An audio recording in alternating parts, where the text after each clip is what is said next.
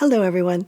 It is now 2026, and so I am hoping that you are having a good year so far. And during the past several weeks over the holidays, I have been going back and trying out a lot of the products that I purchased earlier this year and comparing them to one another and deciding on what kind of final grade I feel comfortable giving them and which of these products I think are the best for the year.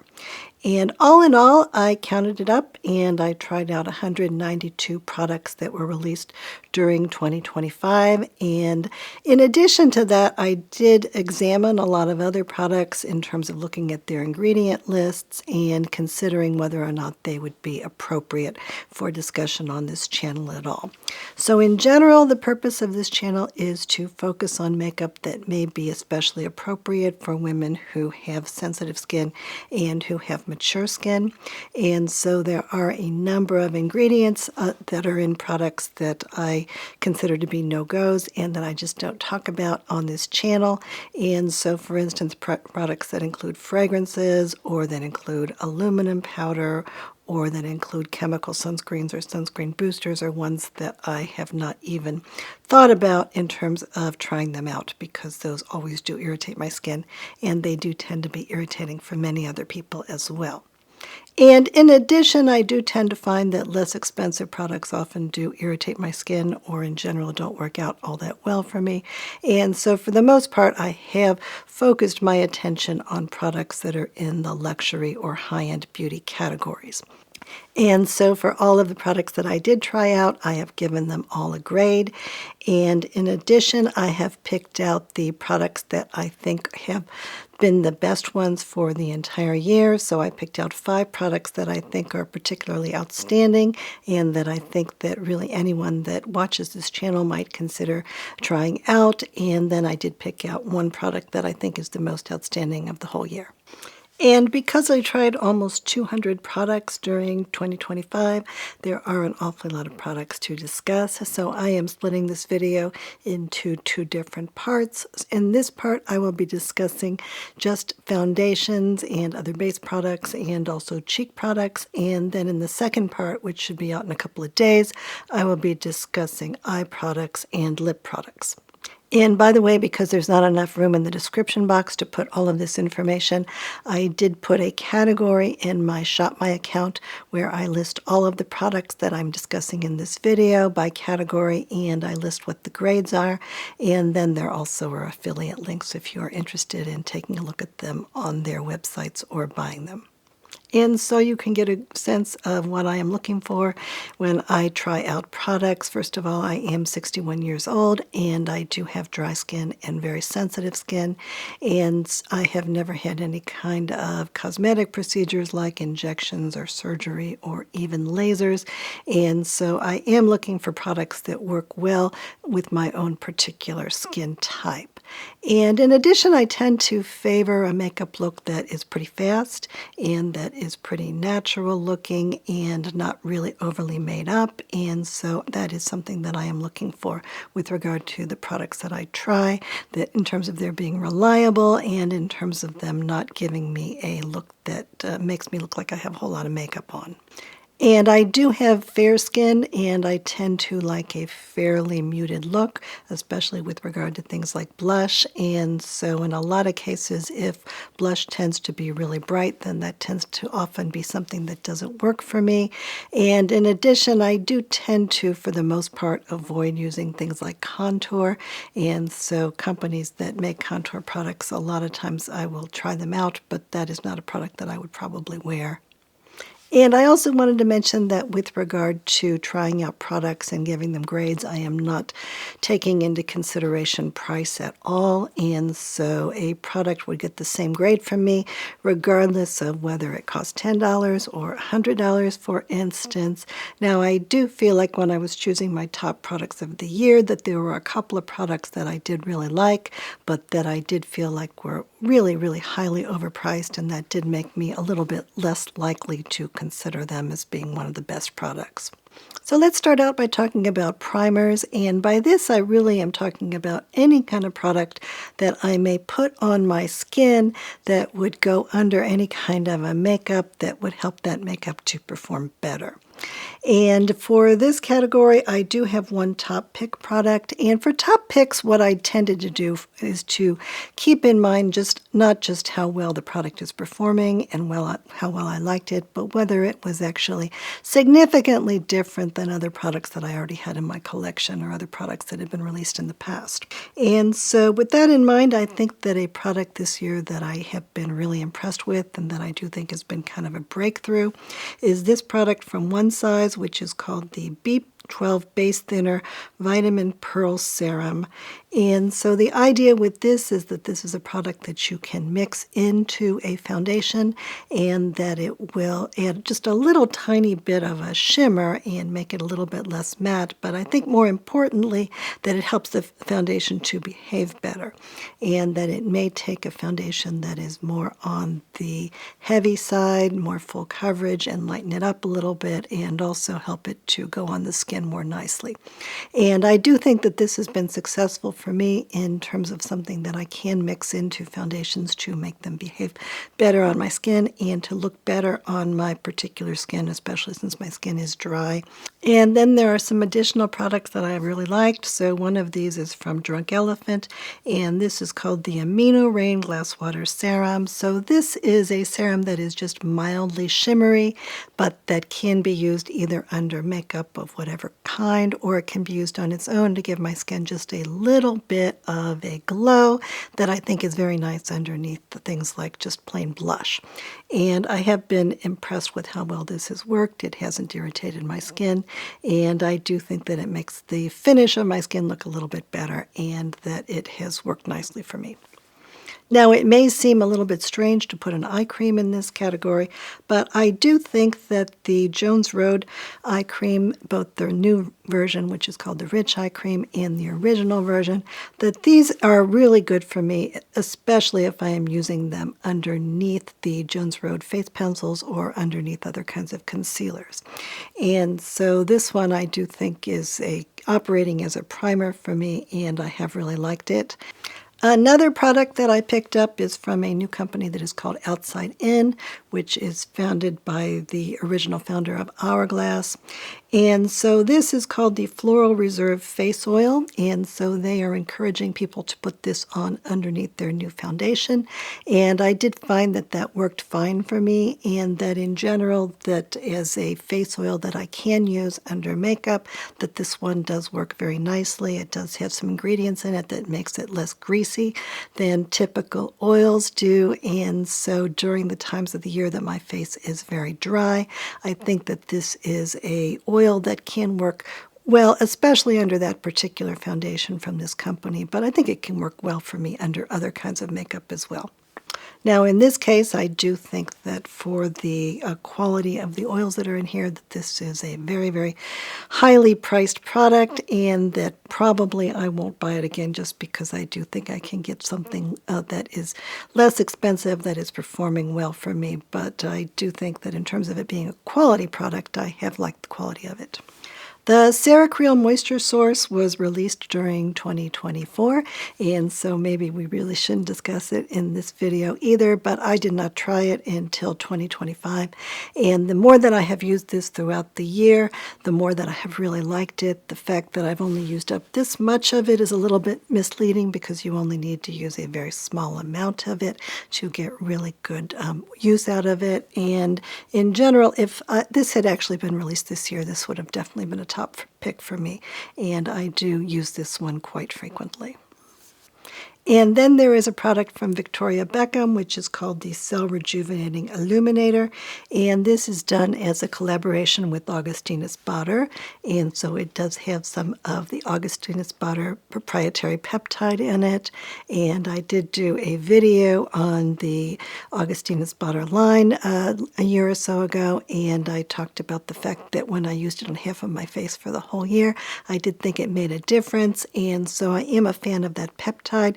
And I think that this is a nice product, and it looks nice on me. I guess I made a mistake, and I purchased the version that is pink, and I feel like when it goes on my face, it does make my face look a little bit pink, and I'm not sure I like that.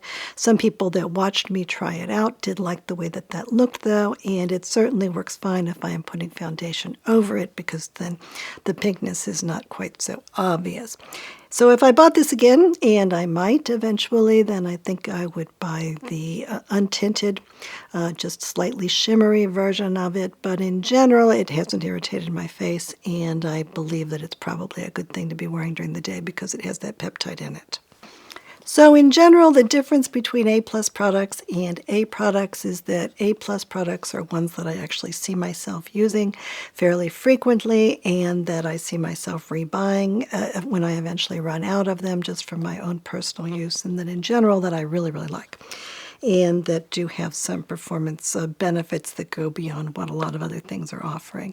And A products are also products that I would be willing to use and that I do like, but that I feel like I'm not as enthusiastic about, and that, for instance, I probably won't be rebuying and I might not even entirely use up.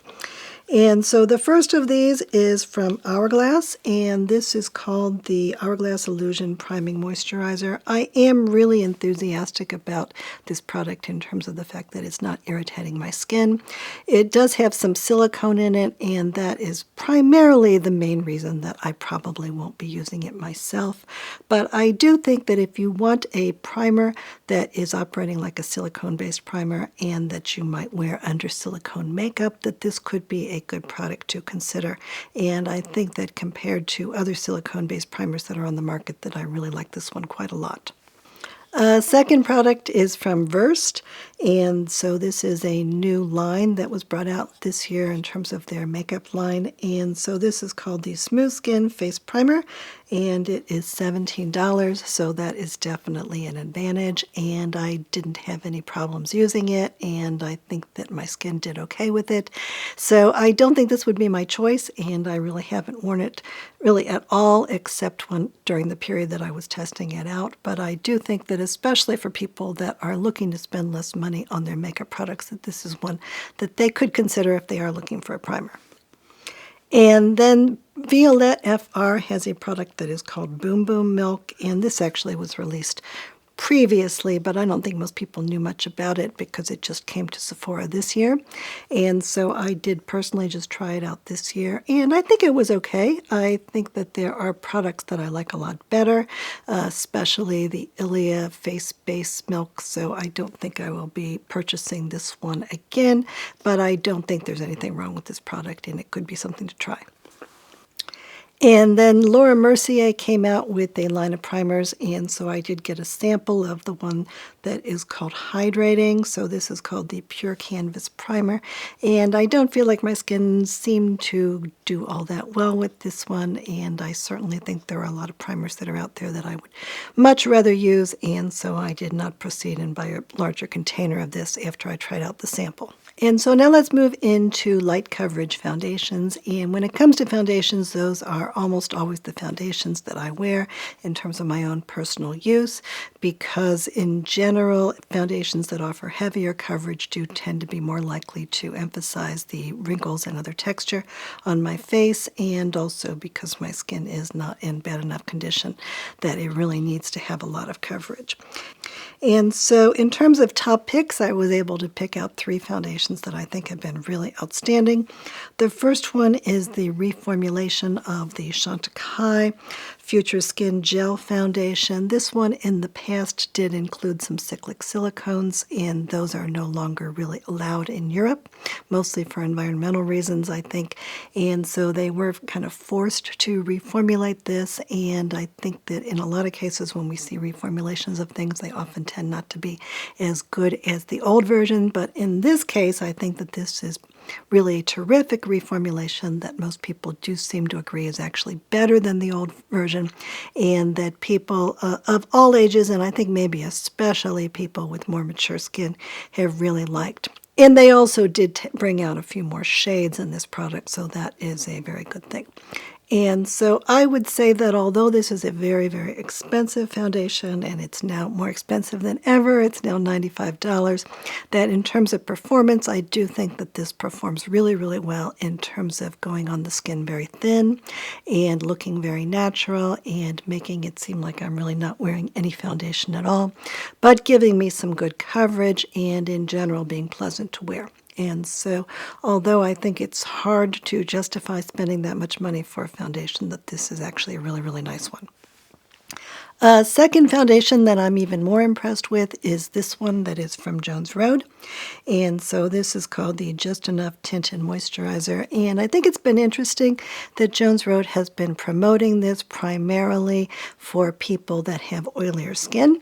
But that nonetheless, when I have used it, I think that regardless of what time of year it is, and regardless of the fact that I do have dry skin, that this has worked really, really well for me. And I've also believed that I've not heard anyone out there that has said that they have had a bad experience with this, and that it actually does seem to perform well for a really wide variety of people of different skin types and for a variety of people with different skin problems. And so that is really quite an accomplishment in my view.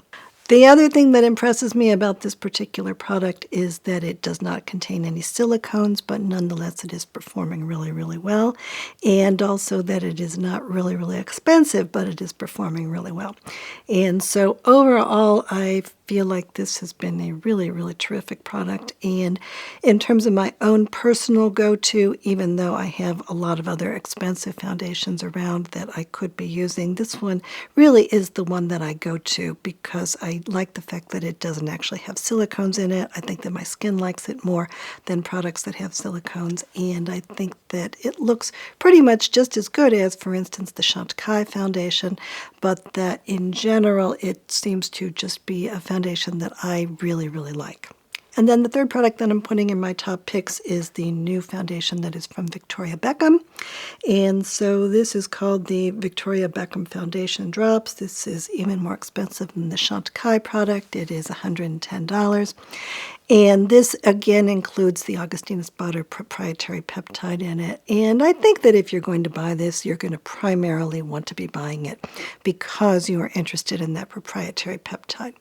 And so my feeling is that if you're going to play around with Augustinus Bader, you might probably want to start with something like the Rich Cream as a skincare. But if you're looking to add to that and to give your face some of this proprietary peptide during the day, then this could be a good product to use as well.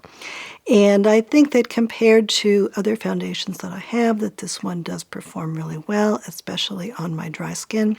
I think especially now that it is winter, I have really grown to appreciate this product, and I have been using it more often because I do think that it's giving my skin a lot of moisture during the winter months, and that during the summer months, I feel like the amount of moisture that it's giving me is a bit too much, and that I'm having to set that by putting down some good powder or setting spray over the top of it.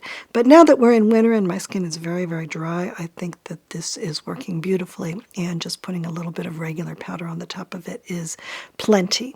And so it really depends on what kind of skin type you have in terms of how much extra stuff you have to do to make this work. But I do like the way that this looks. I don't think that it exacerbates the look of my wrinkles at all. I do think it's really pretty. That's what I put on for this video, and I do think that it looks pretty good as far as I'm concerned. And I was personally able to get a good shade match, and I think most people have been able to get an okay shade match with this. And in general, I think that it does have a lot of merits, and it's definitely breaking that idea of this being a new product that is different than what we've seen in the past. But in terms of whether it's worth that $115, I think that if you don't care about the Augustinus Bader stuff or you don't believe it, then you may do just as good with some other kind of foundation on the market. And I would suggest maybe the Patrick Ta is one that's very similar to this one in a lot of respects. And then the foundation from Outside In, which is that new company from the founder of Hourglass. This is called the Silk Serum Foundation. So this is another silicone-based foundation, and it is very thin and kind of drippy. I feel like it's a lot like the Lisa Eldridge foundation. It's not quite as moisturizing as the Lisa Eldridge foundation. My feeling about this is that it looked fine on my skin. My skin liked it. It seems to be pretty clean. I think that for me, I will wait until it is summer and then go back to it and perhaps use it on occasion, and that right now it doesn't really have any moisturizing ingredients in it, and so therefore a few of the other products that I've been using have been better. But in general, I think this is a fine foundation, and so if you have skin that's not so dry, or if it's a time of the year that's not so dry, then this is a perfectly nice foundation. It is a little pricey. Another product that I tried out this year is the Gucci Glow Skin Tinted Moisturizer, and I do really like this one, especially as skin tints that have silicone in them go. I think that it looked perfectly nice on my skin and that it performs well. The main criticisms that I have seen of this one is that people feel like this is Gucci, it should be in better packaging, that this plastic container looks cheap, but in terms of the actual formula, I think that it is a very nice formula. I don't think it's all that much different than a lot of the other silicone foundations that are out there, and you may be able to get one that you like just as much, like one of the ones that I talked about last year that would be a lot less expensive, or at least somewhat less expensive. But I think this is a nice product, and I don't have any problems with it at all as far as silicone-based products go. And then one more skin tint in this category is the Milk Makeup Hydro Grip Skin Tint. And this one is a foundation that I think it's wearable, but I think that the issue for me is that it did exacerbate the look of my wrinkles a bit. And so if I were going to wear this, I would need to be making a special effort to avoid those areas, or believing that I was going to just have to make do with the fact that I wasn't looking as good in terms of my eye area as I often do when I am not wearing makeup or when I'm wearing another kind of makeup. I think this is a thicker formula, and it goes on the skin like more thickly than a lot of the really thin skin tints do now. And so for people that are younger and that don't have issues with wrinkles, then they may think this one is fine, and I don't feel like it was irritating to my skin, and I feel like other than that aspect of exacerbating my wrinkles, that it performed okay for me. But in general, that issue makes me not interested in wearing this one, and I think it would be something that people that do have issues like that may want to try out before they actually buy it. And now let's move into medium coverage foundations, and as I say, I tend to mostly wear lighter coverage for my own personal use, but I have tried out some of these and really given them a good go. So the first one is from Jane Iredale, and this is called the Skin Tuition Foundation, and it has an SPF of 30 in it with zinc oxide.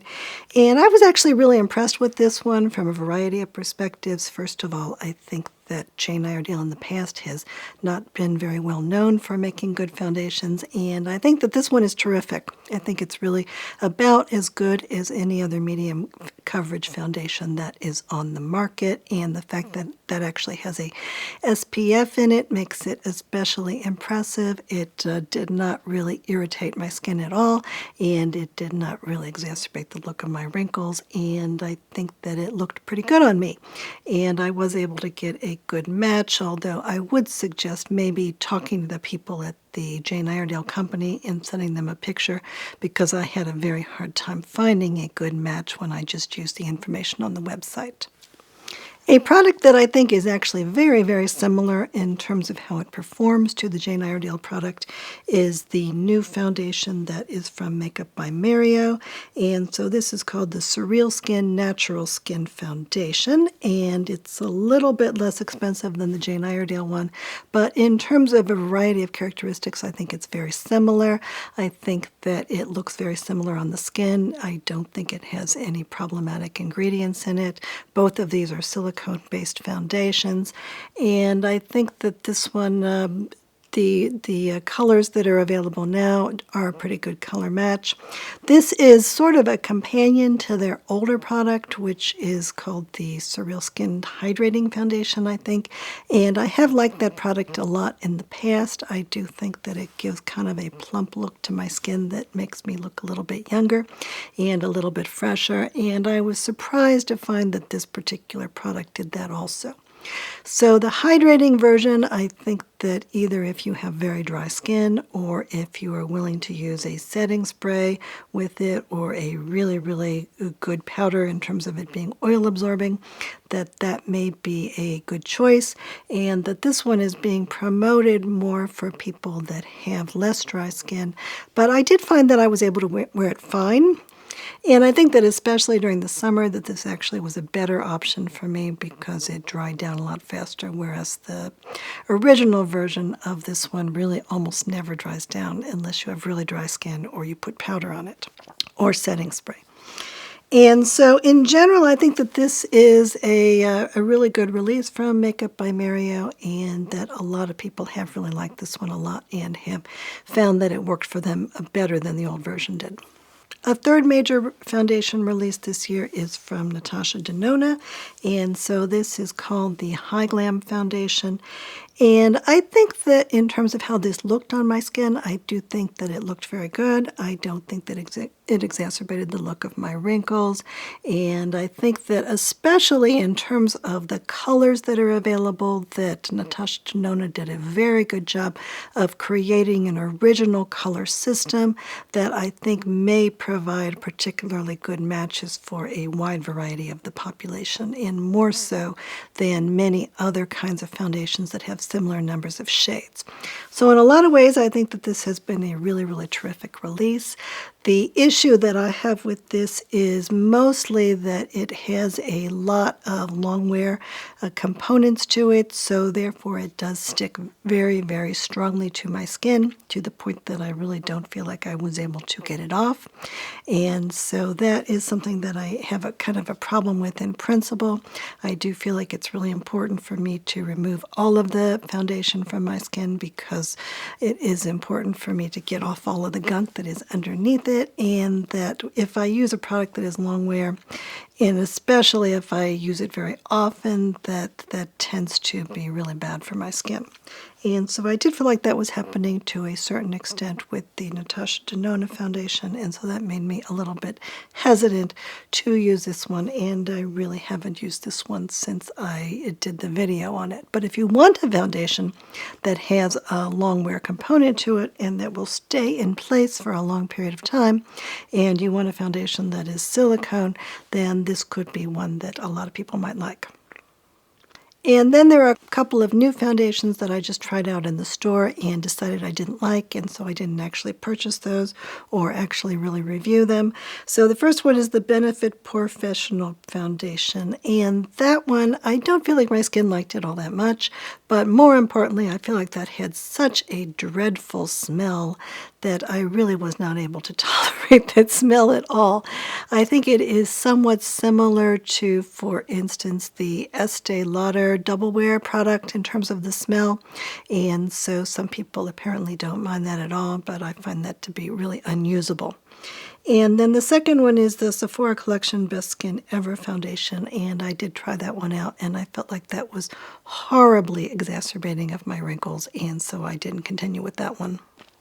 Now, in terms of full coverage foundations, I actually did try out a few of those this year. I don't think that I am liking any of them enough to give them a top 30 award, but I think that what I will do is a further video where I talk about all of those foundations and demonstrate them and give you a sense of what I'm thinking about them in terms of for people that like to wear or need to wear heavier foundations than I do. And then I will say the same thing about all of these powder foundations that were released this year. There were a whole bunch of them, and in general, I tried all of these for considerable amounts of time, and I didn't actually do a video on them yet.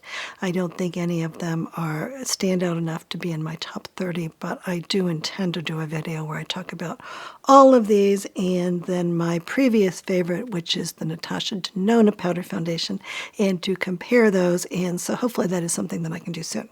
And now let's move into concealers and color correctors. And so in terms of top picks, I actually did find two that I think are worthwhile to put into that category. The first one is from Lisa Eldridge, and so this is called the Pinpoint Concealer, and this is intended to be used in very, very small spots on the face, and particularly if you have something like a pimple or an area on your face that is raised, then this is something that you can just draw right on top of that, and it's supposed to be very waterproof, and so it's not something that's going to disappear as soon as you put it on, and so therefore if you have an issue with your face, then this is something that could be like an emergency type product, or a product that's going to really help to camouflage things that might be really embarrassing for you. And I actually did use this earlier this year because I had a little spot on my face, and I went to the dermatologist, and she just got out her freeze-drying spray, the liquid nitrogen, and she froze it. And then it turned very black on my face, and so I did try this out, and I think that this worked remarkably well to cover over that area on my face that was raised and that was very dark, and so I was really, really impressed with how well it worked for that. And when I have used it for smaller little spots or bumps on my face, I think it's worked really well as well. But I don't think there's anything like this on the market other than this product. I don't think it's working the same as other kinds of pencils that I have, like the Jones Road one. Not that those are not good and I don't use them all the time, but I don't think it's anything like this. People have said that they think that if you calculate it on a cost per gram basis, that it is really, really expensive, and that is the case. But I think that if this is a product that you need, and that this could be a real help, and that it could be something that is good to have around for sort of emergencies. And then the other product that I would give a top pick to for 2025 is the RMS Revitalize Hydra Concealer Corrector. And so my feeling about this one is that I think it's very, very similar to my previous favorite concealer, which is from Sarah Creel. And so this was released during 2024. And I do feel like especially women who are getting older, and this is supposed to be a brand that's for over 40, that a lot of people have really, really liked this one and think that it is standout. And I think that this RMS concealer, it is pretty much the same in my eyes. I do think that these two concealers are working very similarly to one another, and that they really are quite a bit above most of the other products that are on the market. And so I am really impressed that RMS was able to bring this out. If you look at it in terms of the cost, the RMS product is much less expensive in terms of the buy-in from the Sarah Creel product. The Sarah Creel product, however, has a lot of product in this container, and so therefore the RMS is not really that much less in terms of cost per gram, except that it's easier to get discounts on RMS products. They do offer them more. At any point, you can get 20% off if you use my code, which is LisaP20. And so in general, I do think that this is going to be less expensive. And for people that are concerned about the cost, that this may be a better idea, especially if they just want to try it out. But other than that, I have been super satisfied with this, and I have used it quite frequently. And I really think it's interchangeable with the Sarah Creel, and definitely at the top of the heap in terms of liquid concealers. And then there are three products that I think are okay and that I would be willing to use if I didn't have anything else, but that I don't see as ideal. So the first one of these is one that I tried out several times at Ulta, and this is the Estee Lauder Double Wear Concealer. I think that that performed fine. I don't think it emphasized my wrinkles. I don't think that the smell was intolerable, but I still feel like for my preferences, it's kind of on the chemically side, and when I put it on with my fingers, if I happen to just even slightly taste my fingers, it had a really unpleasant taste, and so that makes me suspicious about using it at all, especially in the eye area. So I'm not saying there's anything wrong with that product, and a lot of people, especially older people, have been liking it, but I didn't go ahead and buy it. I did, however, buy this product from Isamaya, which is called the 5-Point Lift Concealer. concealer. I think that this is a nice product in terms of it being a moisturizing product that's a little bit more coverage than a typical foundation, but I don't find it to be as good as a number of the other products that I use as concealers, liquid concealers. And I would say the same thing about this product from Versed, which is called their Skin Solutions Serum Concealer. I think that it's workable for me. I don't think that it does my eyes in terms of the wrinkles around them as many favors as some of my other concealers. I don't think it looks terrible on me, but I wouldn't say it looks great. But it is a good price, which is only $16. And so if price matters, this could be one to consider. And another couple of products that I wouldn't say are horrible products, but that I would not especially suggest that people that are similar to me think about picking up. The first one is another product from Miss Amaya, which is called the Color Correcting Serum.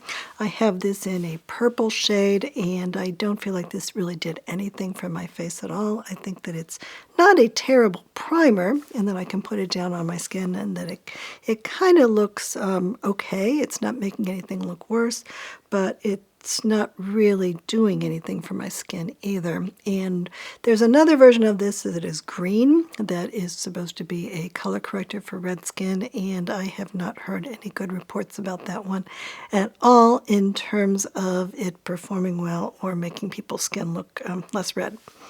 And then this product is from Kosas, and this is called the Kosas Revealer Color Corrector.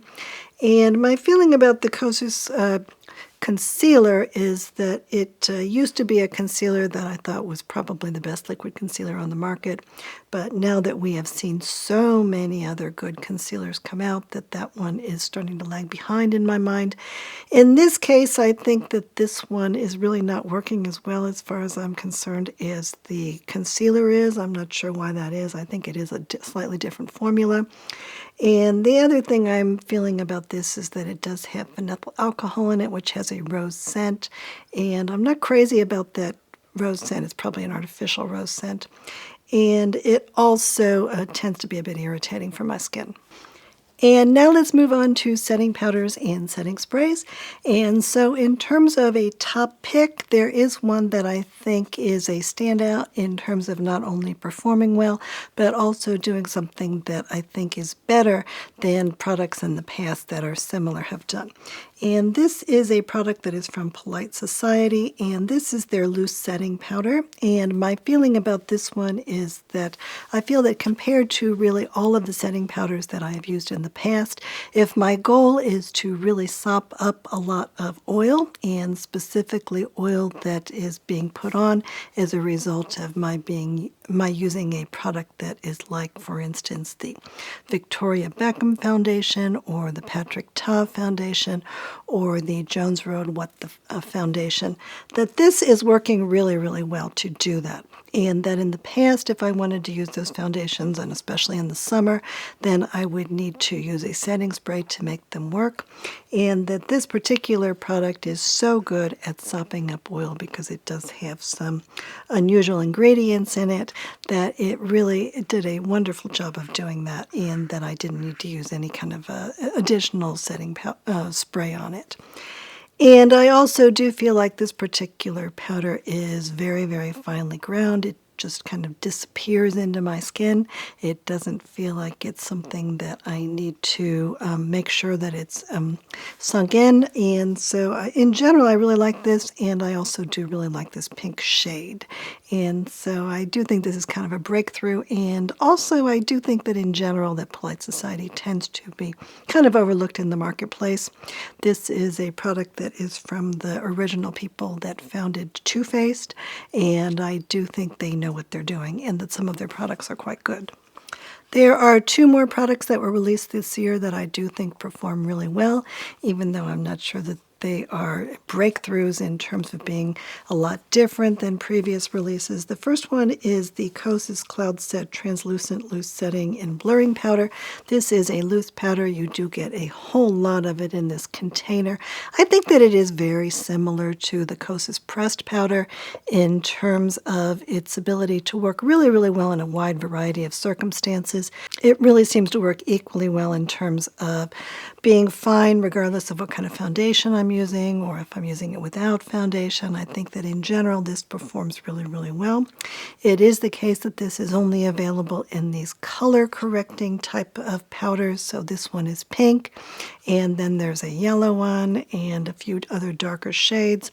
And so I think some people would like this a lot more if it was available in even translucent or just regular normal skin tone shades. And my hope is that maybe this year or at some point in the future we will see more of these powders, because I do think it's a very, very good formula. Another product that I really, really like that is a lot different, however, is the Say Slip Tint Powder. And so this is a powder that I think is really not designed to sop up very much oil at all. And it's a little bit more like a finishing powder or a powder that you might use when you just want a tiny little bit of oil absorption. And I think it's actually very, very similar to the Pat McGrath Under Eye Powder. And the ingredients look pretty much the same to me, and the baked formula is pretty much the same. You are getting more of this than in the Pat McGrath formula. But in general, I do really like this product, and I do enjoy putting it on my skin. But it's a different kind of a powder. It's really just to make the skin look a little bit prettier and a little bit smoother. And if you really are looking to sop up oil or reduce shine, then this may not be the right one. And then there's a couple more powders that I have tried out that I think have been okay, but that I'm not been really that inclined to reach for. So two of these products I think are very, very similar to one another. And these are the Calorie Magic Hour Loose Setting Powder, and then also the Sephora Collection Blur It Loose Powder. And these are both powders that contain a lot of hyaluronic acid in them, and a whole bunch of different kinds of hyaluronic acid. And so I do think that with both of these powders that they are providing some hydration to the skin, and they are serving as a very light powder in terms of sopping up oil. I'm not sure that these are working all that well in any capacity. I'm not sure that they look all that good on my skin compared to some of these other powders. I'm not sure that they're absorbing enough oil for me to be using them on a variety of different occasions. But in general, I think that they've been okay for me. I can make them work. One thing that I am questioning is how similar these are to a product that is from Kogan Do, which is called the Powder. And I do think that the formula looks like it might be somewhat similar, especially in terms of the use of all that hyaluronic acid. Michelle Wong actually really loves the Kogan Do powder, and I've really not seen anyone else review it. And it is $118, so I haven't actually purchased it. But I do think if I were to get some more reports from people that actually did like that one, I would be a little bit open to that. And so I am wondering if it's really just the same as these powders or if it's actually a lot better. A product that I tried in the store is the Laura Mercier Secret Under Eye Powder, and I do think that that performs really, really well, and it's about as good of an under eye powder as anything that I have found. That one does include talc, and it is a loose powder, and in general I do feel a bit nervous about the idea of using a talc product that is used in a loose powder form, because I think that there is the potential for people to breathe it in, and I definitely have felt like I have breathed in this powder to the point that it has made me choke. So I think that there is potential for me to breathe in any kind of a loose powder.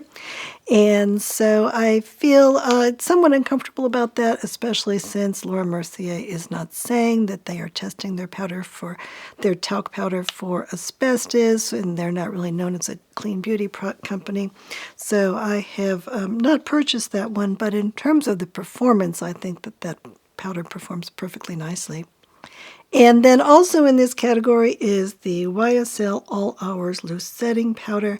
And this is a very expensive powder, and it is $65. And so I feel like this one is really not performing as well as some of the other powders in terms of my being satisfied after I put this on that it's really going to last on my skin or do a good job, or my skin looking particularly nicely with it. I did pick up this blue version of it, and I do feel like if my goal is to remove the yellow in my skin and make my skin look more like just pale and cool, that this does a good job of that. I'm not sure that that's something that I really want to do most of the time, but in general, I think that this is a quite mediocre powder and that they are charging a whole lot of money for it, so that was disappointing. And then a couple of products that I tried out this year that I don't think were helpful for me. The first one is the Huda Easy Bake Setting Spray. I just tried that in the store. I felt like my skin did not really like that one and that it had a very odd texture to it. And so I don't think that that is one that I would probably like if I bought it.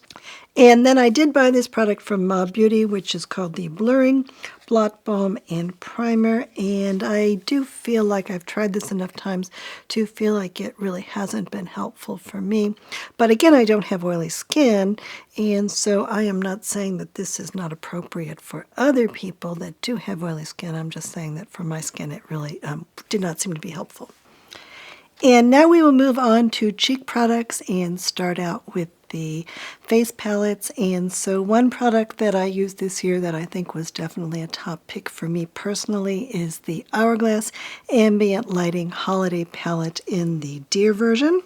And so in the past when I had picked up or tried out the Hourglass palettes, my feeling about them was that I wasn't really happy with how they looked on my skin. And in this case, I feel like I finally got the right colors for me, and that this is a palette that is really made for people that do have light skin and that do want a very light and not too obtrusive makeup look, and that this worked particularly well for me.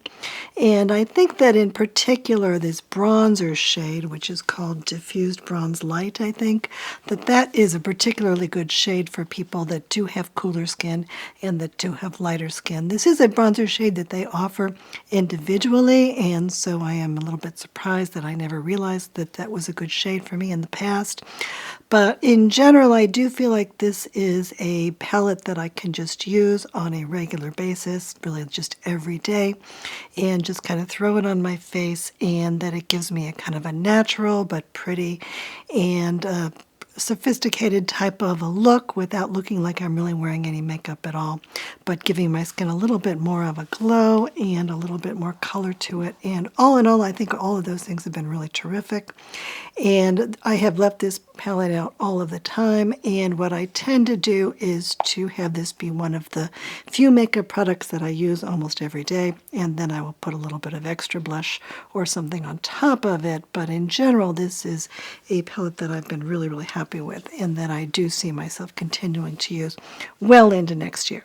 The other palette that I really like is from Salt New York, and so this is their collaboration with Hannah Louise Poston, and the idea with this is that it is supposed to be colors that are really neutral on the skin and that give you just a little bit of a bronzy blush look, but that don't really look like you are wearing any kind of a makeup at all. And so I have the light version of this palette, and so it comes with 3 different versions of blush and then also a highlighter in it. And I do think that this looks really terrific on my skin. I feel like these 3 colors of blush, that they don't look very much different when I do put them on my skin, but I think that's kind of the point, and that in general this does create a very natural looking look on my skin that is very attractive and that I think is very wearable. And then there are 2 other versions of this palette that are supposed to be for people that have darker skin. And so I'm not sure how well this works out for people that have darker skin. I would like to hear more about that from people that have tried it. But in general, at least from my skin tone, which is only moderately cool to begin with, I think this has been a really terrific product. And I think it's been a little bit of a breakthrough in terms of the idea that if you do have really, really cool pale skin, that you may be able to get a really natural look without having to worry about applying too much blush. And then there is a product from Chanel that I picked up, which is called the Chanel Healthy Golden Glow Duo. And so this has two different shades in it. One is a blush that is very slightly shimmery and that is kind of a warm orangey red type of a color. And then there is a gold highlighter type of a color in this. And I was kind of nervous about this because these are both dark shades and they were both demonstrated on people with pretty dark skin, but I think that they worked out pretty well for me as a palette to use during the fall months. And I was able to use those on both my eyes and my cheeks. Even this gold shade worked out pretty well on my cheeks. And so as palettes go, I just think this is kind of a fun one, even though I don't think that I'm going to wear it during the rest of the year other than in the fall. And then Hourglass came out with some customizable palettes that are quads. So this is called the Hourglass Ambient Lighting Edit Quad, and so I did pick up 4 shades in this. I would say that this is a very good idea of Hourglass, and that I really like the idea of being able to pick your own shades. I think that the real problem here is that I don't think that Hourglass did a very good job at all in terms of providing good photos of what these particular shades are like, and that they really need to be using more natural light, and they really need to be showing what these different shades look like on models. To some extent, you can get some of this information from YouTube, but in general, I think that if they were to provide more information on the shades, that people could create a palette that was particularly good for them. I don't think that the palette that I put together is bad for me, but I don't think that I succeeded in choosing shades that I think were ideal. And so therefore, if they were to provide some better photography, that this could be a really, really terrific thing, and I hope that they do offer these customizable palettes again in the future. And then also from Chanel this year, I picked up a palette that is called Jeu de Lumière, which is Play of Lights. And so this has 4 shades in it that are supposed to be highlighter or like blush topper highlighter type of colors. I think that a couple of these colors were really nice for me, and a couple of these colors were very gold and could only really be used as eyeshadows. And in general, my feeling is that this is a really big palette, and if I'm only going to be using some of the shades, that it's probably not going to be worthwhile for me to keep it around. So I'm not saying that this is a bad palette, and probably there are some people out there that have complexions that are particularly good for this palette. Maybe if you have skin that's a bit darker or a bit more yellow than mine.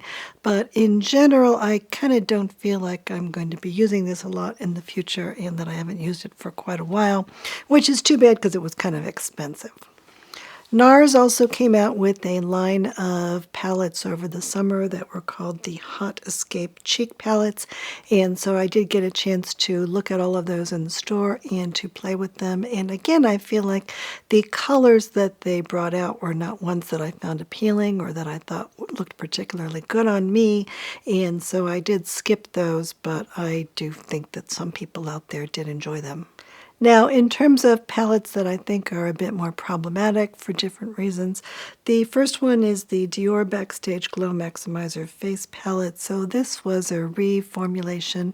Basically, they made it into different colors, and I did really like the old version of it, and I do have one of those that I really enjoy. That particular shade is not on the market anymore.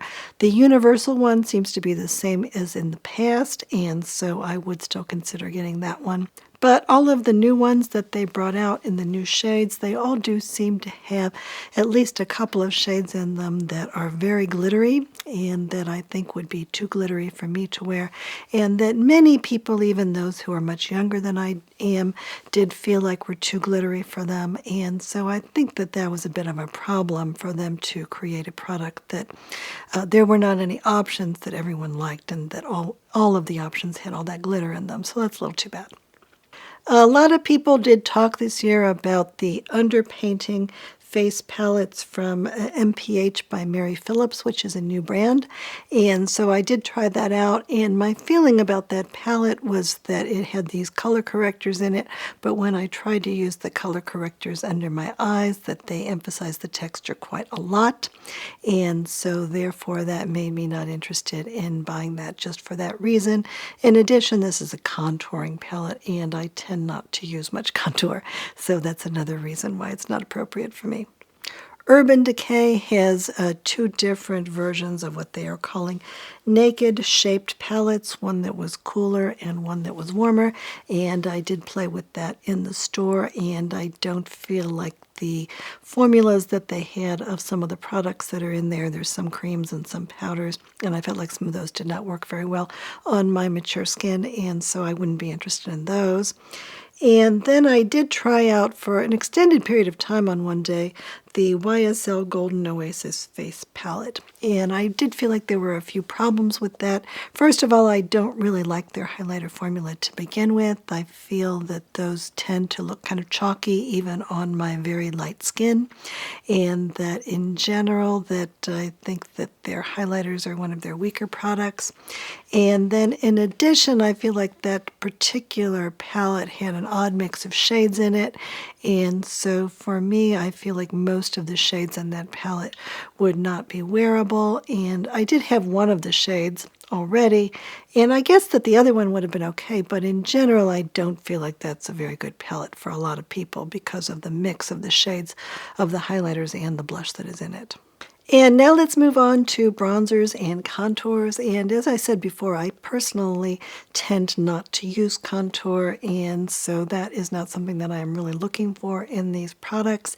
And what I primarily am looking for when I pick up a bronzer is for it to give me a little bit of color and make it either look like I have on a really muted type of a blush, or actually not wearing any blush at all and just am a little healthier looking, or that I have on a natural tan. And so in terms of the top picks, I think that I feel really strongly that I like this product from Westman Atelier, which is called Suntone Bronzing Drops. This is a little bit expensive, as is everything from Westman Atelier, but I think this performs really, really well. I do like the color of this one, which I think is kind of on the cool side, and that does look very neutral on my skin and very natural. And in addition, I like the formula of this one. I think it's something that I can just throw on. It doesn't look patchy. And in general, I think that this is a formula that performs really well, even if I'm wearing foundation or if I'm not wearing any foundation. And that in general, I don't have any problems with this at all. And I do think it's been good for my skin. The only thing that I will say about this one is that it does have only a 6-month usage life, but I've had it almost a year now, and it still seems to be fine to me in terms of how I feel about it. So I wouldn't necessarily not use it for more than 6 months, but I think that in general, that is the only thing that I feel that is really problematic about this one. Farrah Hamidi has a bronzer that is very, very expensive, much more expensive than really almost anything else on the market. And this is called the Farrah Hamidi Essential Bronzer Compact.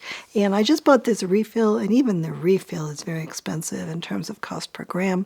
And then if you buy the case, then that is very, very expensive. I think that this product has been fine. I do like the color. It is very similar to that Westman Atelier liquid bronzer. And it does have a very faint smell of coconut, and supposedly that is a natural coconut flavor or smell, and as well as it has some vanillin in it. And I don't really like the smell, but I don't find it to be terribly objectionable.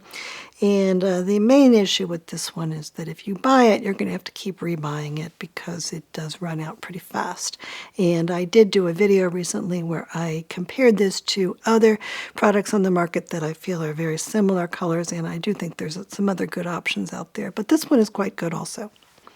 Laura Mercier came out with a line of bronzers, and Laura Mercier is a French company, and I think that in general French people tend to like products that give their skin the appearance of having a bit of a suntan rather than trying to contour, and so I think that that could be one of the reasons why I like this particular product, because they're not really trying to have it be a contour.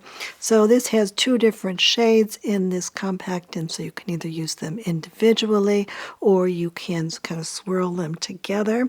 And there are two shades that are light enough to work on my skin, and I think that they are attractive. And so in general, I think that this is a fine product, and I have gotten some use out of it. And as I say, I do think that polite society tends to be quite overlooked in the marketplace. And so I think that that is the case for this particular bronzer as well as for some of their other products. So this is called the French Riviera Cabana Club, and I really like the formula of this bronzer especially. I think that this is a very nice, slightly moisturizing formula that goes on my skin and blends in really easily without my having to work, and that it looks very natural, and that I can just kind of swirl it on my face in general. And it does give me, in terms of my own skin tone, the look of having a bit of a tan. And actually, throughout all of last summer, this is the bronzer that I reached for the most, because I feel like the color that they are offering was very well suited to my skin in terms of it making it look like I have a tan. Now, this does have a bit of peachiness to it, and so I think that if you have very cool skin, you might find that this is a bit more peachy than you would prefer. And so I do wish they would come out with an additional shade in this one that would be a little bit lighter and a little bit cooler, and that more people might appreciate it. But in terms of the formula and in terms of my own personal experience with it, I think that this has been definitely an A+. And then Versed has a product that is called the Warm Dimension Bronzer Stick. And so I picked this up in the lightest shade, which is called August. And I don't mind the formula of these sticks. They are made in Korea, and I do think that they have a nice texture to them, and they do blend in pretty easily. I just don't feel like this particular color worked very well for me, and I'm not sure where they're going with it. Maybe they are thinking that this is more of a contour, but in any case, maybe it was just too orange for me, but in any case, I don't think that it works very well in terms of giving me the look of either a suntan or that it is natural looking, or in terms of just giving me a little bit of color to my face. And then a company called Basma came out with a new bronzer. So this is called the Basma Soft Matte Blurring Bronzer. And so someone asked me if this was the same color as the bronzer that is from Farrah Hamidi. And so because of that question, I did pick this one up. And it actually is not the same color at all. This one is much more yellow. And so I don't feel like the color was that appropriate for me. And I'm not that crazy about this formula either. I think that there are a lot better formulas on the marketplace, and the $32 for that particular product is a little bit expensive, considering that I don't think the formula is that great. And then I also picked up this bronzer from Makeup by Mario, and so this is called the Soft Sculpt Talc-Free Bronzer. And I do think that this is more of a bronzer rather than a contour in terms of the shade of the lightest shade, which is light. But in general, although I tend to be a pretty big fan of most of Makeup by Mario's products, this one I don't really like the formula that much, and I'm not all that crazy about this shade either. And then there are several products that I tried out, either by purchasing them or extensively in the store, that I really do not believe are bronzers at all. I think that these are all really only suited for contouring, and so therefore these are not products that I'm going to be using. But I think that all of these products do have potential for people that do want to be contouring their face. And so one of these is the Charlotte Tilbury Hollywood Contour Wand. I think this is an older product, but they came out with some new shades that make it much more accessible for a variety of different people. And I think if I were going to contour, that's a pretty good formula for it, because that liquid type of a formula does blend in really easily. House Labs has products, and they are calling them the Sculpt Powder Bronzer, but I really think that they're only intended for contouring. They do have quite a lot of gray in them, and when I look at the website, they really are demonstrating them as being like under the cheekbones, and so therefore those are not products that I've used, even though I actually picked up 2 of them in 2 different shades. And then in addition, Haus Labs has a cream product that comes in a little stick that you can draw on, and that one is particularly great. So I would say that the powder bronzers are much more appropriate for contouring than they are for bronzing, and that those sculpting contour sticks are really appropriate for not only just contouring, but only contouring if you really want to have a pretty obvious contour. And then Sarah Creel has a very nice little formula that is called the Just Like Paradise Sculpting Bronzer, and I think that that term sculpting should have really been made me wary, because my feeling with these products, I do have both of the lighter shades of this, and I don't really think that either of these is appropriate for me to use as to simulate a suntan. I think that this is really designed to be putting it underneath your cheekbones, and I don't really like that look, at least not on me, and so therefore I really haven't gotten any use out of these except to demonstrate them and test them out. Which is really too bad, because they were quite expensive, and because they do have a lot of peptides in them that could be good for my face if I were actually using them. And now let's move into blush, and what I will say is that although it is my strong belief that there are not enough foundations on the market for people to choose from, that the amount of blush that there is to choose from has become rather ridiculous, and that there are a whole lot of different blushes that are out there, and almost all of them are really quite fine, and I can make them work, and so therefore the issue that I really have now when I'm trying to distinguish them is that there's only so much blush that I can use, and there's only so much room that I have to have blush out on my counter, and so therefore with regard to blush I become really picky, and if I'm not crazy about a blush and it's not seeming outstanding to me, then I'm kind of knocking it down a bit.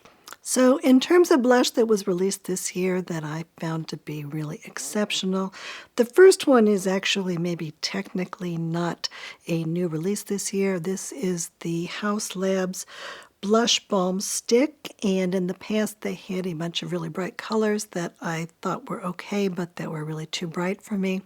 And so this year they came out with 4 new shades that are sort of a combination of being blush and bronzer, and that are in shades that I do really like, and that I have gotten quite a bit of use out of. And so I did pick up 3 of these, and I thought that all of them were really terrific as blush, and that they also have potential to work as lipsticks. And the reason that I like this formula so much is because I think that it is also serving as kind of a glassy highlighter, and that when I put this on my cheeks, it gives me kind of a look of a little bit on the cushy side, and it's blurring the wrinkles or other kinds of issues that I have going on my skin, and therefore that it is giving a look that's a little bit like the Jones Road Miracle Balm, not quite so much as that, but sort of in that same vein, and therefore I do really enjoy this. And of course it doesn't have any scent, and it has not been irritating at all, and in general I have really liked this one. And that is made in Korea, and another product that I think is also really good, and that is one of my top picks for the year, and that is also made in Korea, are these NARS reformulation of their product that is called the Multiple, which is like a blush stick. And so I do think that this product has a really lovely formula to it. It does give kind of a matte look, but it blends in really easily, and I do think that this looks quite natural on my skin, and it is one that I think is very flattering. And I have a couple shades of these, but I think that I would not mind having some more shades, and even the shades that are brighter colors do tend to work well on me, even though I tend to often not wear really bright colors. And so all in all, I think that this is a quite good reformulation from NARS. And then again, another product that I think gives enough of a cushy and glassy type of a look to it that makes it a little bit in my mind like the Jones Road Miracle Balms, but without all of the annoying fragrance in it, is the Summer Fridays Blush Butter Balm. And so if you're not looking for a product that is going to be a little bit sticky on the cheeks and a little bit on the plumping side, then you're not going to probably want this one. But if you're looking for something to give you kind of a glassy look that is going to be blurring, I think that this is an excellent product for that. And so far I've just picked up this one shade, which is called Strawberry something, I think. Oh, Toasted Terracotta. But they do have a number of other shades that I really like, and so I do want to pick up some more of these, even going into this year. And another product that I really like this year is from Bobbi Brown, and so this is called the Bobbi Brown Pot Rouge Matte. And in the past they had a product that was called Pot Rouge, which they still have, but that one has a bit of fragrance in it, and so that kind of makes it a no-go for me. But this one doesn't have any fragrance in it, and I think that this kind of slightly whipped texture worked really well on my skin. I think it stays on my face for quite a long period of time without disappearing. I do like that. I would say that the only thing that I'm not crazy about with regard to this is that they could have better shades, and that this is really the only one that I found attractive for me in terms of my light skin and my desire to have a fairly muted blush. And so therefore I think that if they were to introduce more of these in shades that would be more appropriate for me, I would definitely be interested in picking more of them up. And then Natasha Denona came out with a line of blush duos. So this is called the High Blush Cheek Duos. They're kind of on the expensive side, which is $42, which I think made a lot of people a little bit annoyed with regard to them. And the other thing about them is that all of the shades looked fairly similar to one another. They all were kind of in the peach of versions. And so I think that that was a little bit on the limiting side. My feeling about this one is that when I first tried it on in the middle of winter, that I wasn't all that crazy about it. But when I got into summer, when I tend to wear a lot more peach blush, I thought that this was actually working really nicely for me. And so I like the color of this blush, and I also like the color of this highlighter, and I think that both of those products together actually worked really nicely for me, and so I don't have any problem with this product. I didn't have the desire to pick up more of them, basically because I think all these shades are fairly similar to one another, but I did get quite a bit of use out of it over the summer, and I feel like I may continue to use this into the future. Charlotte Tilbury came out with a line of blush sticks that are called the Unreal Blush Sticks. And my feeling about this one is that the blush formula seems okay, nothing special, and that I was really kind of annoyed at the fact that all of the colors that they released were quite bright. So I would have thought that Charlotte Tilbury for sure would include a Pillow Talk type of a shade or some other kind of a muted shade, but I feel like all of the shades were really too bright for me. And the one that I picked up is Cherry Glow, which is just a plain red shade, and sometimes I do like red blush on me, and so it's not that I have gotten no use out of this product, but the times that I use red blush are pretty rare, and I wish that they had introduced a shade that was more appropriate for people with lighter skin tones that don't want all that color. Isamaya introduced a line of blush duos also, and this is called the Skin Enhancing Duos. And so what these include is one shade of blush, obvious blush, and then the other one is more like a highlighter that's kind of a glassy highlighter, and it's got a little bit of a shimmer to it. And I feel like, again, that we are in Jones Road Miracle Balm territory, and so I was kind of hopeful about this. And I don't think it was something that looked really bad on me, but I don't think it looked all that great either. And considering how much blush there is in the world, this is something that I just haven't really been reaching for, and that I don't really see liking enough in the future to keep it out as we go into the new year. Rare Beauty is a company that tends to have a lot of pigment and or a lot of shimmer in all of their products, and so that is a little bit more on the dramatic side than I would prefer.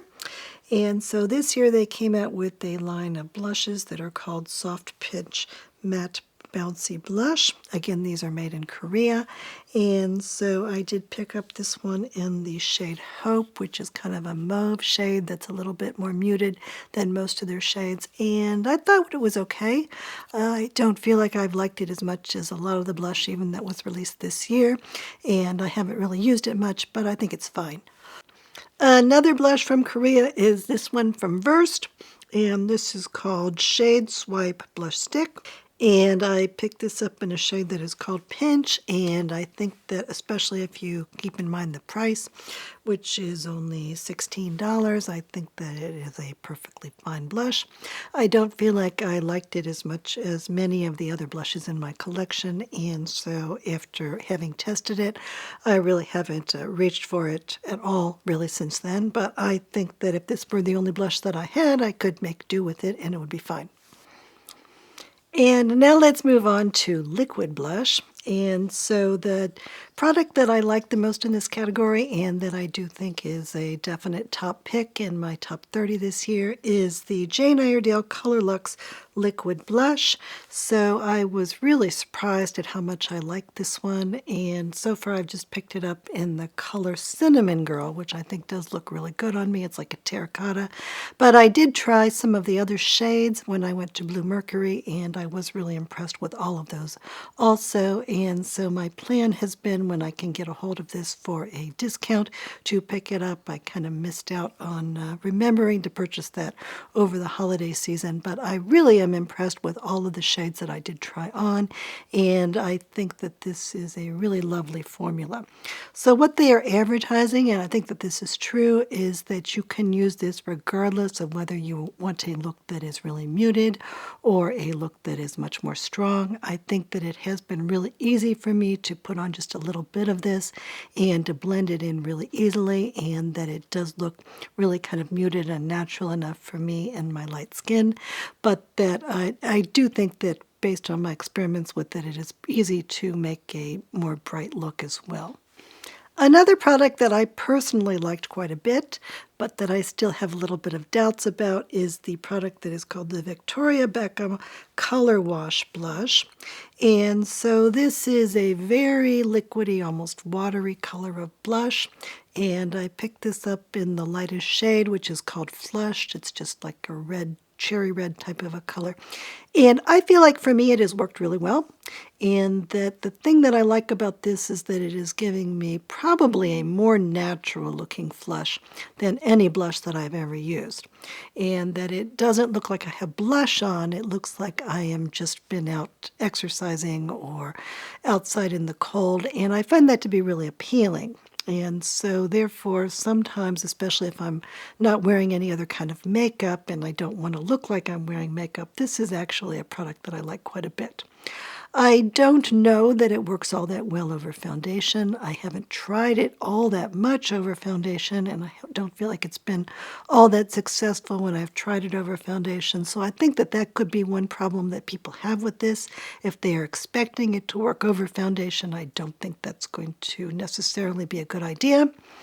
The other thing that I have heard is that I think it's especially when people are using the other shades, there's two other shades that are darker, that they are finding that this is like staining their hand. So this is a weird little concept that you have to take this and you can either dot it on your skin, which is a little bit strange, or you can put it on your hand and then put it on your skin. And when I have done that, I felt like it washed off my hand really easily, and it only left a very slight stain to begin with. But I have heard other people say that they have found that it stains their hand quite a bit and that it's not even that easy to get off. And I think that is probably because the other colors that they are offering probably are more staining than this one. And so in general, I haven't heard all that many people really like this one. I also think it is quite expensive, and from people that have tried a product that is from Daniel Sandler, they say that it is similar to this one, but that is much less expensive. So that does make me want to try that Daniel Sandler product. So I do really like this one, and I thought about even naming it as a top product, but I think it's problematic enough that I didn't want to do that. But I have used this one, and I do think I'll continue to use it personally. Chantecaille reformulated their cheek gelays, again, I think mostly to take out the cyclic silicones, and then they came out with some new shades, and so for the first time I did try this product. I tried it in a shade that is called Delight. Maybe that was not the right shade to pick, but in any case, I thought that it was okay, but I wasn't that crazy about how it looked on my face, and so therefore I wasn't inclined to buy any more of these. This is a product from Estee Lauder, and it is called the Futurist Blush Maker Liquid Blush. And so I picked this up, and then my dog managed to chew up the container for it. In any case, I think that compared to most of Estee Lauder's products, this is actually pretty good. Most of Estee Lauder's products have ingredients in them that are problematic for me. This one does not have any ingredients that seem to be problematic. It doesn't have a scent. I was able to use it fine. I don't think that I like it anywhere near as much as, for instance, the Jane Iredale liquid blush, or even some of the other blushes that I have that are liquid blushes that are in my collection, such as, for instance, the Say liquid blush, or many other liquid blushes that I've tried. But I think this one is okay, and so therefore I am happy to see that Estee Lauder is at least making some products that I can use rather than having all of their products be totally unusable for me. A product that did disappoint me was the MAC Strobe Beam Liquid Blush. And so I did hear some good things about that from other people, so apparently some people do like it. I did not find it to work very well for me, and I did try it a number of times at Ulta in different shades. I feel like most of the shades are quite dark, and that some of the shades are quite shimmery, more shimmery than I would prefer, and that in any case, all of them looked a bit patchy on my skin, and I was not certainly able to get the kind of a natural type of a look that I am looking for. And in general, although I don't think they were irritating, they didn't have a scent, I would be willing to use them if they looked good on me. I just wasn't able to make them look good, even though I tried them a number of times when I visited Ulta. And then, with regard to powder blush, a couple of years ago, there were virtually no good powder blush on the market, and now we are just swimming in it. And so 3 of my top picks for the year actually are in the category of powder blush. The first one is the Ilia Soft Focus Blurring Blush, and so I have 2 shades of these, and I do really like them quite a lot. These are baked blushes, and I feel like these are blushes that I can just throw on my cheeks and they kind of disappear into my skin, and they do look quite natural and pretty and very soft and not overdone. And I do have 2 of the lighter shades of this, but I think that these are wearable enough that I could purchase other shades, quite a few of the other shades, and that they would work well on me also. And I wouldn't mind having those other shades at all. I think that this is really a lovely formula. I think that it's a little bit on the expensive side, and that I personally would prefer, if I were spending this much money on a blush, to also have a mirror. And I don't necessarily feel like this compact is going to be that much better for the environment because it is plastic, even though it doesn't have a mirror in it. But other than that, I think that this is a really terrific formula, and I do feel really, really good about it. And then a fairly new company that sells on Credo is Soshi. And so their blush product is called the Soshi Blurring Pillow Blush, and they are $28, so they're fairly reasonably priced. They do have a mirror in them. So one of the shades that is, I think, their most popular is called Speakeasy, which is kind of a dusty rose type of a shade that I think is really lovely. And this is actually the blush that I am wearing on my cheeks today. And then very recently, Soshi came out with a new shade, which was only available on their website, and it sold out almost immediately. And so now people are waiting for it to come back into stock. And so this is called Bare Muse, and I feel like this shade is actually just about identical to the Fair Homedy shade of their bronzer that I said was one of the products that I did like this year. And I think that this one it's certainly a much better price, but I think that the formula is also really lovely. I think I might like it even more than the Fair Homedy product in terms of it being less patchy and easier for me to wear. And I think this color is terrific. And so I am really enthusiastic like about this product.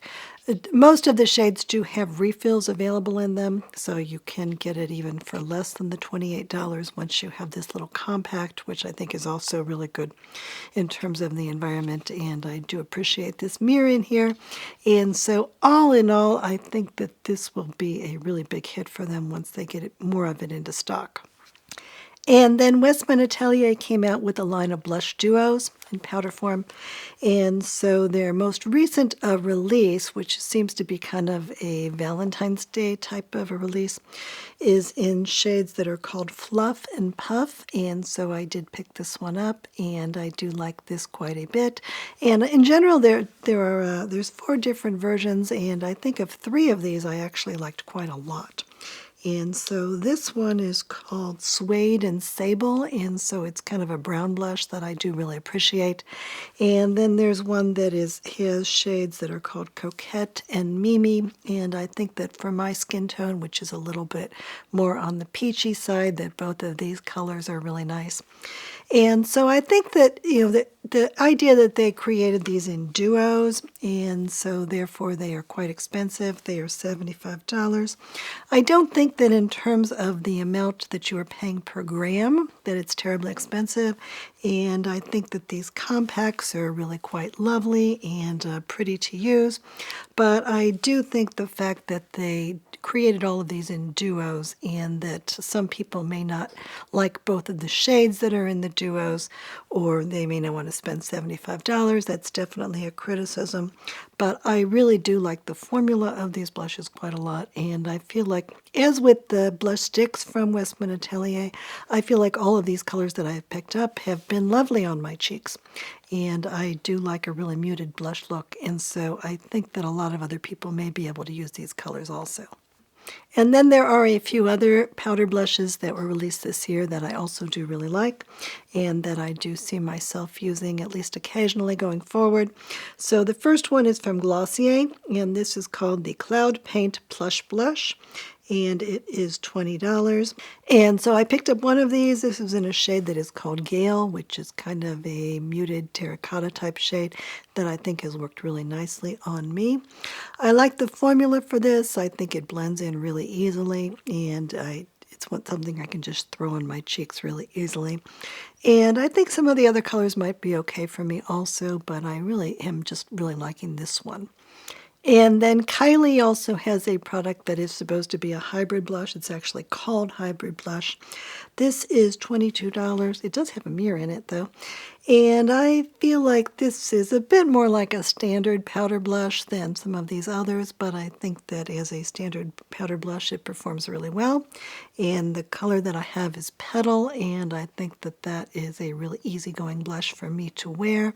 And Saie has a new line of powder blushes. These are called the Saie Super Suede Powder Blush. They are $28. And I feel like with these that the formula actually reminds me quite a bit of that powder that they released this year. Their setting powder, supposedly, that's more like a finishing powder. I think that this has a very similar formula to it, and that it does look really nice on my skin. In general, I think that the only issue that I had with this one is that most of the shades that they released are quite bright.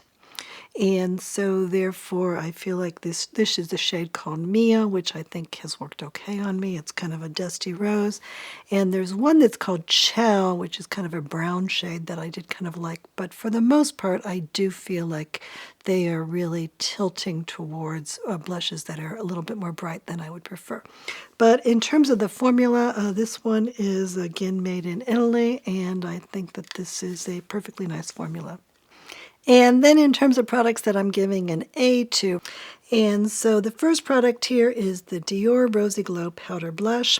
So this was reformulated a couple years ago, and that reformulation was a real disaster. And so this year they reformulated it again. And I think this reformulation is much better, at least it is usable.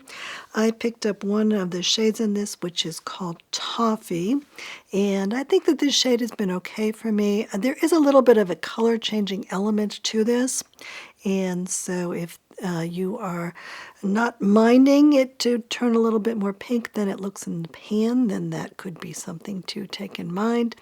But in general, I think it looks nice on me. It does have a scent. The scent is from raspberry ketones, so it does smell like raspberries. And I don't think it's a scent that I find especially objectionable. It is a natural scent.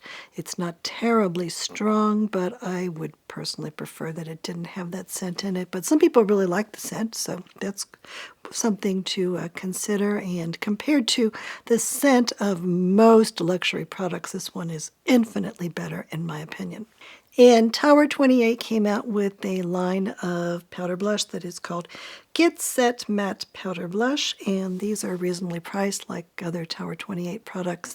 So the first thing I will say about this is that there's one shade that I think works for me, and this is the shade that is called Long Beach Iced Tea, and I think that this again is very, very, very similar to the shade of that Farrah Hamidi bronzer that people tend to like in Bois. And so I do like the way that looks on my cheeks in terms of the color. This is basically their same formula as their powder, and the powder is meant to be sort of oil absorbing. That's why it's called Get Set Matte Powder Blush. And in general, Tower 28 is a line that is meant for younger people. And what I would say is that this blush is kind of more drying than I would prefer on my mature skin. And it's not that I can't make it work, but I don't think that this is the ideal formula for me. The other thing that happened is that Tower 28 was gracious enough to send me one of these for free.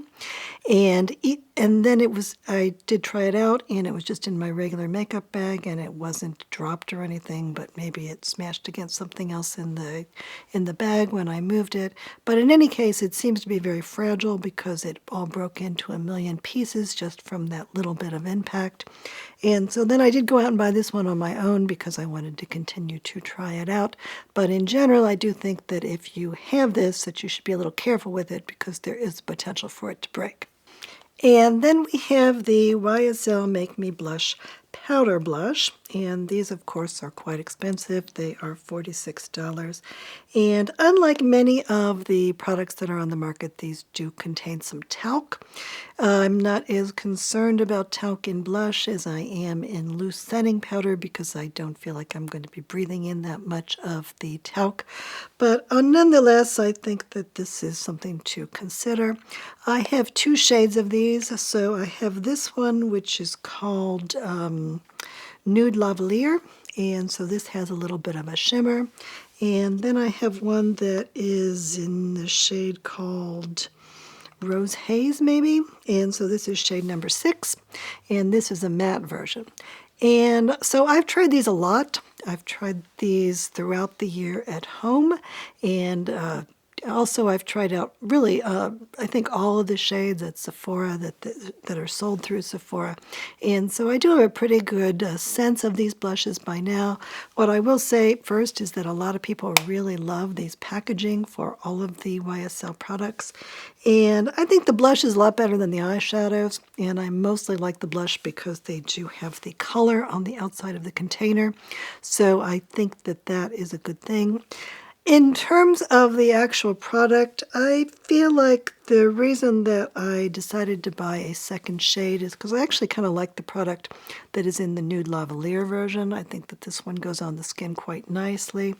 I think that the problem with all of the matte versions, including this one, is that they're kind of patchy looking. And they don't really go on the skin really easily. And I feel like if I just throw them on, that they are not necessarily going to be looking that great on me. And that I have quite a few other blushes just that were released this year that are powder blushes that I like quite a lot more. I may be in the minority with regard to that. I think a lot of people do like these. Some people think that these are their favorite product of the year. But in my view, I think they are okay. And now let's talk about highlighters. And I decided after some thought to divide highlighters into two different categories based on how I view them in terms of their function. And that one of the categories of highlighters is what I would call glassy highlighters, which are ones that give a little bit of the Jones Road Miracle Balm type of a glassy sheen to the cheeks, which I think can be really attractive on me, especially as I get older. And then the other category is more sort of traditional highlighters that are more on the shimmery side. And so the first highlighter that I would give an A+ to that I think fits into the glassy highlighter category is the Glossier Future Dew Solid Illuminator. This is $26 and it is available in a stick form. There is just this one shade and it is kind of a peachy color at the tip of this, but I feel like when I put it on my skin, it just dissolves into my skin, and it's either the same color or else it just becomes translucent on the skin. And there is just a tiny little bit of a shimmer, but it does leave a glassiness on my skin that I think looks pretty natural, and I think it looks pretty muted, but I do think it's attractive and that it gives me a little bit of that blurring and a little bit of that moisturizing element that I do find to be an appealing look on me. Jones Road came out with a special edition highlighter this year, and so this is called the Illuminator, and it was just available, I think, in the Bobby kit that was released this year. And so I have this one, which is called Baby Pink, and this does not have any kind of a fragrance in it, and so I'm really happy about that compared to the Jones Road Miracle Balm. I obviously don't think that this gives quite as much of a cushy type of a feeling on the skin, but I do think that it gives some moisture and a little bit of shimmer, a little bit more maybe than the Miracle Balms tend to, and that I did really enjoy using this and that I will keep this one around.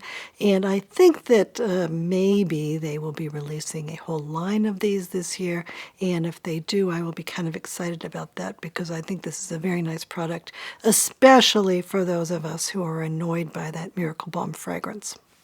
And then Sarah Creel also has a highlighter that is in basically the same type of a formula as that bronzer that I was talking about that I think is really just a contour type product. And this one I do like, and this one I have used from time to time, and I think that it is a little bit less cushy than I would prefer in terms of it going on my skin. I think that if it were a little bit thicker and provided a little bit more of a look of blurring, that I would like it even more. But this is made in Korea, and I think it's a very nice formula. And the shade that I have is called Today's Highlights, I think. Oh, this just in. And so I think that this is a nice product. I think it could be a little bit better. It is quite expensive. It does have peptides in it, so that is a plus, and I don't mind using it, but I probably wouldn't buy this one again if I ran out of it, let's say. Versed came out with a highlighter, and again, this is pretty much the same formula as their blush and their bronzer, and I think that it works better in the highlighter form. I think that it is a little bit on the glassy side and that it is pretty on the skin, and I think that it just blends in really easily. And again, this is another Korea product, and I think this one is performing quite nicely. And so considering that, again, it's only $16 for it to be in this A+ category, I think is an accomplishment. House Labs came out with a whole line of glassy type highlighters, and so I was kind of excited about that, but when I went to Sephora and I tried on all of the shades, I found that none of them really looked good on me. And I think that the colors are kind of weird, and there was kind of a little bit more shimmer in them than I would prefer. I thought the one that was just clear with just plain shimmer was not bad. I thought all of the other colors didn't work on my skin tone at all, and I did end up buying this one, which is just simply plain clear, and I think to put a little bit of a moisturized look on my cheeks and a little bit of plumpness. This is not a terrible product, but I am not real motivated to use this one, and I don't think I would use the other ones at all. Peach and Lily has a product that is called the Peach and Lily Glass Skin Luminizing Stick. It's kind of on the expensive side. I did not really find that this improved my appearance in the way that I would imagine that a makeup item might. I did think it has a little tiny bit of shimmer in it, but not very much. And I'm not sure that in terms of the skincare benefits that I felt like it was really worth using either. So this is not a product that I would especially recommend, I don't think. And then shimmery highlighters. So these are highlighters that are not really providing a dewy type of a look to the skin, or if they are providing a lot more shimmer to the skin than they are dew, then they are in this category. So the first one is not really providing much shimmer, and it's not providing any dew. And this is the Chanel Illuminating Powder Blush, and it is $75. And so I was really kind of concerned about this one before I bought it, because I was thinking maybe this isn't going to show up on my skin, maybe I'm not going to like it. But on the other hand, I felt like if it worked, it could really work. And I have actually been really pleased with this. I think it's quite a bit different than really anything else I have in my collection, and I do really like the way it looks on me. This is a peach color that I think is just a little bit darker than my skin, and it has a little bit more of a shimmer in it than most of the products that I have in my collection.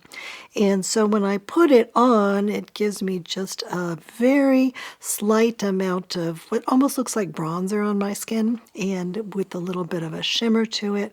And I think it actually turns out to be super pretty and gives a look that I think is very attractive and different than the other products that I have in my collection. And there's really nothing else like it. And so if it were just for me and how much I have liked it, I would have put this in my top products of the year. But I find it hard to do that because I feel like the top products of the year should appeal to everyone. And in this case, I think that probably the only people that are going to like it are people that have skin tones that are somewhat similar to mine.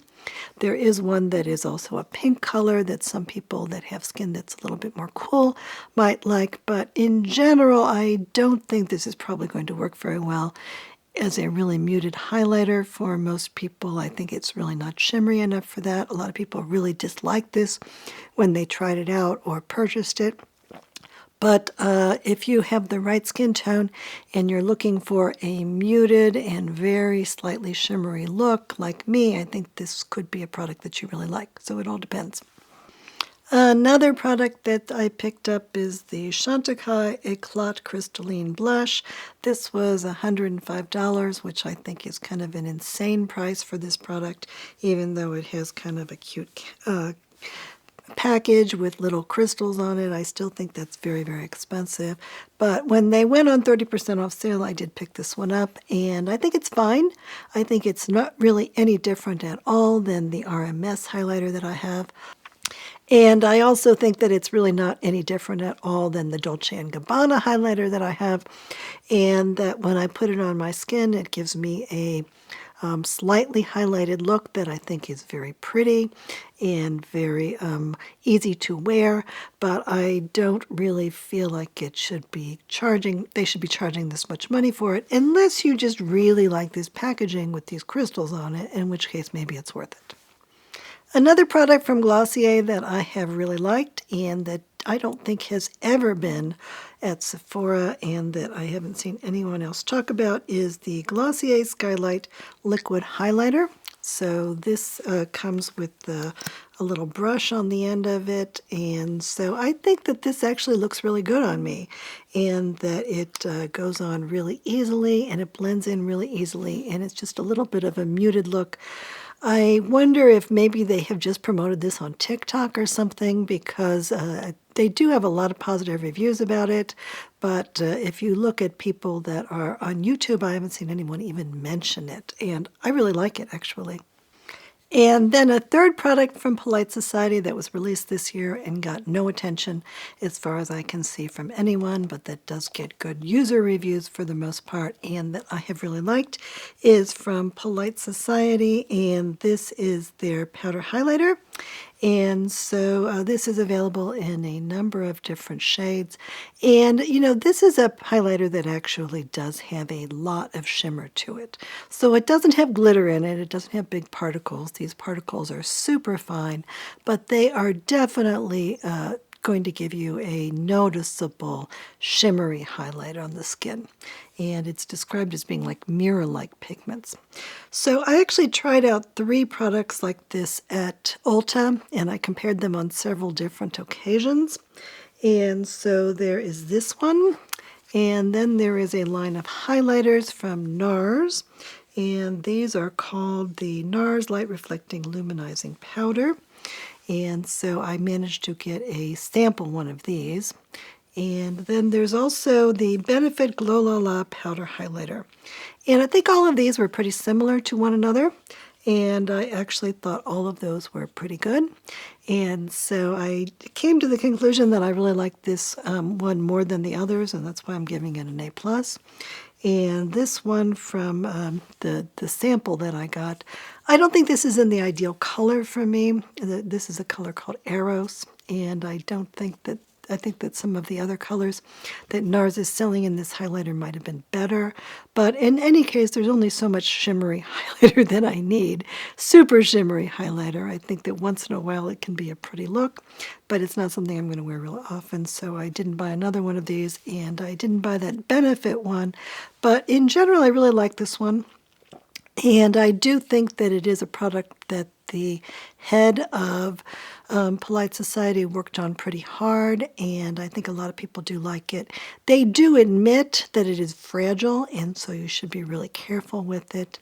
And so I have been careful with it, but there is the potential for it to shatter, and I did read some reviews that it might shatter, so that's something to keep in mind. But in general, if your goal is to get a really shimmery highlighter, this one I think is quite good.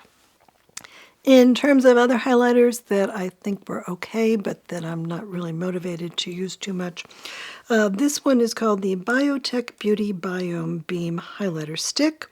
And so this is sold on Credo, and it is supposed to have some ingredients in it that are good for the microbiome of the face, so maybe that's the case. I haven't really noticed that being the case. And I think in terms of how it looks on my face, it looks okay, but I'm not really motivated to wear it because I don't think it makes that much difference, really. And then a couple of highlighters that I tried out in the store. Patrick Ta released this Major Glow Highlighter Duo only like a year or 2 ago, and then that did not get very good reviews, and then they re-released it, and I did try this one in the store because it doesn't have fragrance in it, unlike most of Patrick Ta's products. And what it consists of is a super, super, super shimmery highlighter in powder form, and then kind of a glassy type of a highlighter in cream form to put over it. And I tried on all of the shades that were available, and I didn't really think that they worked for me at all, so that was too bad. And then the YSL Hyperluminized Powder Highlighter, as I said before, I did try out all of those shades in Sephora, and I think that even on my light skin, they looked pretty ashy and not very good on my skin, so I was not motivated to buy those at all. And so thank you very much for watching all the way to the end of the video. And in a couple of days, I should have part 2 of this video up. And so I hope you will take a look at that when that is released. And I do hope you will also share the products that you have tried out over the year and what you have thought about them in the comments section. And also, if you haven't subscribed to the channel yet, then I hope you will do that. And if you like this video, then please do hit like, because supposedly that helps me with the algorithm. And if you haven't joined my Facebook group and you are on Facebook, then please do that. I would love to have you there, and that is called 40 Plus Beauty with Lisa Petrison. And Coco and I do love you very much, and so thank you very much for watching. Goodbye.